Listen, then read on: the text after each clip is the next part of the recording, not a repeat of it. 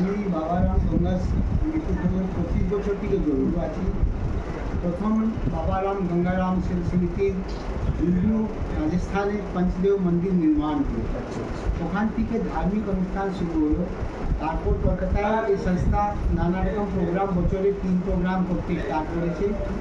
সঙ্গে সঙ্গে এরা নানা রকম সোশ্যাল অ্যাক্টিভিটি এখন শুরু করেছে। বাচ্চাদেরকে বই দেওয়া, বৃদ্ধদেরকে হুইল চেয়ার দেওয়া, এখন আই চেক আপ ক্যাম্প চালু করেছে করছে। এরকম নানা রকম প্রোগ্রাম নিয়ে সোশ্যাল সেবায় নিয়ে যায়। আচ্ছা, আপনি কি বলছেন বাবা গঙ্গারাম সমিতি কোথা থেকে? রাজস্থান থেকে শুরু? রাজস্থান থেকে শুরু। আপনাদের কলকাতা ব্রাঞ্চে কি এটা কি হেড অফিস নাকি আরো ব্রাঞ্চ আছে? কলকাতা ব্রাঞ্চে head office Bangla, branch office. এছাড়া এখানে এই কুমারটুলি ছাড়া কোথাও কোথাও কি আপনার সংস্থার ব্রাঞ্চ আছে? কুমারটুলি ছাড়া অফিস কার্যালয় এটাই। আচ্ছা, আমরা অনেক নানা রকম জায়গায় প্রত্যেক 3টা প্রোগ্রাম করি, কখন হাওড়ায়, কখন কলকাতায়, নানা রকম জায়গায় করি, তাতে লোককে জড়িত করতে পারি, সবাইকে মিলিয়ে করতে পারি।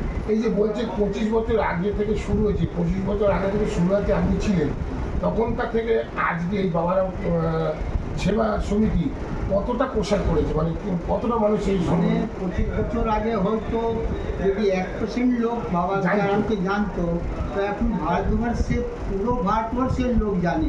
বাবা গঙ্গারাম নামে বললেই ভারতবর্ষের বাচ্চা বলতে পারবে, এরকম প্রচার হয়ে গেছে। আজকে যে এখানে অ্যাক্টিভিটি হচ্ছে, বিল আইটেম থেকে শুনলাম যে চক্ষুর পরীক্ষা শিবির এবং ছানি অপারেশনও এর করেছেন। আপনার কি মতামত এবং দর্শকের উদ্দেশ্যে আপনি কী বলতে চান? দেখেন, লোককে রোশনি দেওয়ার থেকে বড় কোনো সেবা নেই। চক্ষুদান। তো এখানে চক্ষুদানই যে উদ্দেশ্য নিয়ে আজকে সেবা করা হচ্ছে, যাতে যারা লাভ পাবে তারা যদি সংসারকে দেখতে পাবে নিজের চোখে, তো এর থেকে বড় আনন্দর কী কথা আছে। তো আমরা বাবা গঙ্গারাম সেবা সমিতি এটাই চাই যে আমরা এরকম প্রোগ্রাম খুব ম্যাক্সিমাম করি, বেশি লোককে এরকম সুবিধা দিতে পারি। স্যার, আপনার নাম? আমার নাম সজ্জন সারাফ। বাবা গঙ্গারাম সেবা সমিতি কী পোস্টে আছে? আমি বাবারাম গঙ্গা সমিতির মেম্বার আছি। ঠিক আছে, থ্যাংক ইউ।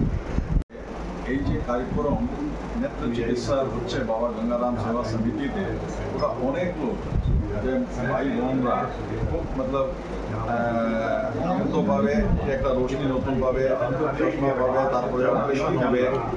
আর এর থেকে আর যেরকম একটা জিনিস আছে যে আমাদের ডক্টরের কাছে যাই, ডক্টর দিয়েছে একটা আগে ওষুধ দেয়, বন্ধ রাখবে, 15 সেকেন্ডে দেখছি কি আমার রোশনি আসছে। মানুষের সব থেকে সেন্সিটিভ জিনিস চোখ, এখন তো সবই জিনিস নিজের কাজ করে, লেকিন চোখের সম্বন্ধে যদি না দেখতে পায়, পৃথিবী তার কাছে অন্ধকার। আগে আসার সময় একটা ফাউন্ডেশনে অ্যাওয়ারনেসেও এনাদের প্রোগ্রাম করবে। আশা করছি কি আরো লোক, এর থেকে 2টো লোক পাওয়া যায়। আচ্ছা স্যার, আমার মাঝখানে একটা কথা মনে পড়লো যে আপনাদের এখানে আই ক্যাম্প হচ্ছে ঠিক কথা, যদি এরকম ধরনের কিছু প্রচেষ্টা করছে, মরণোত্তর চক্ষুদান শিবির, যে অনেকে ডোনেট করে যায়, মানে আমি মরার পরে আমার চোখটা ভালো থাকলে, ঠিক আছে, কাউকে দান করে, সেরকম যদি চিন্তা ভাবনা এখানে যদি করে কিছু ভালো হয়।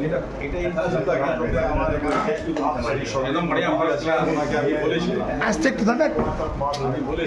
দাদা, আপনারা কথা বলুন, তাহলে আমি